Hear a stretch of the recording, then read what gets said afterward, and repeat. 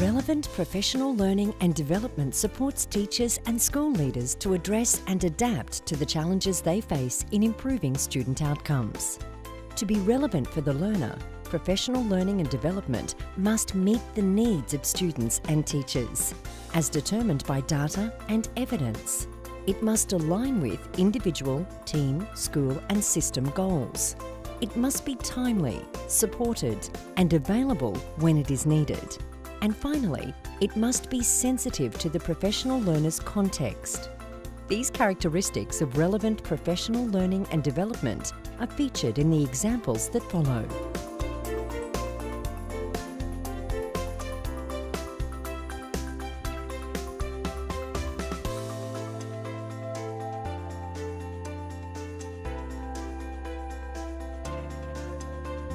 We found that doing the traditional way of PD, that some staff were switching off or turning off in the first 5 minutes because they already knew the content.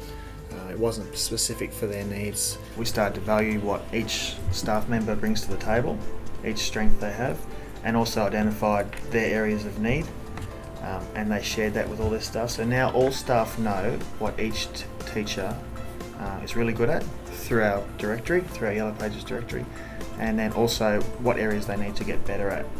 So therefore the people who are strong at certain areas would then offer those professional learning opportunities, and then the ones that needed to would opt in to go and receive that. They can choose from a variety of sessions, maybe 4 or 5 that are happening during that week, that are being delivered by their own peers who are on the ground at the coalface, and it relates immediately.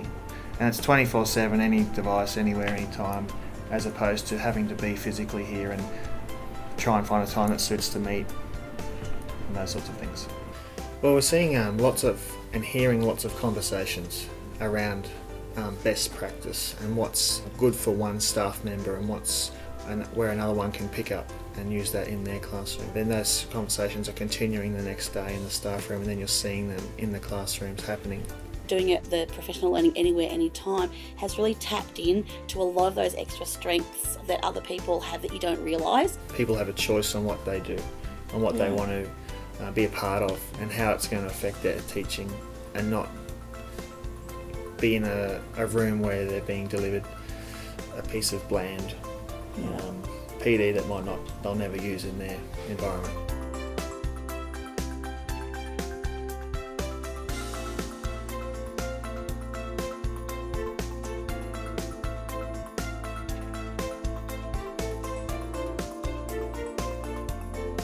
We were trying to find a platform that we could reach as many teachers as possible across the state, for New South Wales.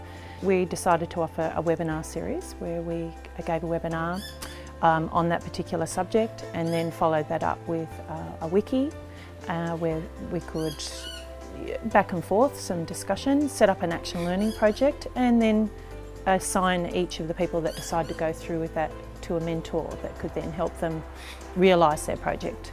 Using the webinar is just so easy. It's cost effective, it's easily accessed, and the other really good thing about it's archived, so they can actually access anywhere, anytime. What we were trying to find out is if this particular platform or a process was a successful way of offering professional development. One of the things that we found, which was quite a surprise to us, was how much the teachers appreciated what they perceived to be expert support in the mentoring, and that they felt that they were able to have more impact in their school because they had the support of the association behind them. So what we were trying to do is to marry that notion and use the technology along with the idea of external expertise, and making sure that schools can draw on someone outside of their immediate area and use their knowledge and expertise within their own school structure. Relevant professional learning and development is more likely to be effective when it is supported by a strong culture of professional learning and performance and development. A strong learning culture is evident in these examples through a collegial and positive learning and development culture that is high in mutual trust, the comprehensive understanding of the school community, the cultural, socio-economic and geographic setting of the learners, the commitment to gathering and using multiple sources of evidence, research and evaluation, and prioritising resourcing in conjunction with flexibility and adaptability.